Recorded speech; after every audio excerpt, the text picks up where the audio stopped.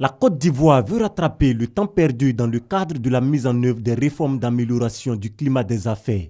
Dans cette optique, une session de formation des acteurs du monde des affaires ivoiriens est initiée par le CEPICI, Centre de promotion des investissements en Côte d'Ivoire. Dans cette salle, des exposés animés par des experts venus de Géorgie et Singapour, deux pays qui ont réussi à obtenir une croissance économique mondialement reconnue après avoir, comme la Côte d'Ivoire, connu des difficultés. Nous n'avons pas les moyens de pouvoir faire voyager tout le monde dans tous les pays.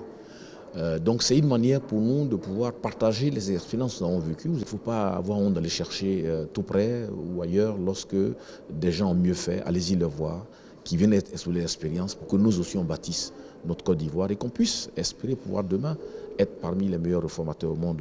That Georgia went through can be very useful for Côte d'Ivoire. Il y a beaucoup d'expériences géorgiennes qu'on peut partager à Côte d'Ivoire. Par exemple, au classement de Doing Business, on était 112 et pendant 10 ans, on a sauté et est devenu dans le top 10 de le classement de Doing Business. On a mis en œuvre beaucoup de réformes en parallèle et nous croyons que Côte d'Ivoire peuvent faire la même chose. L'amélioration du climat des affaires, un défi que le pays veut relever.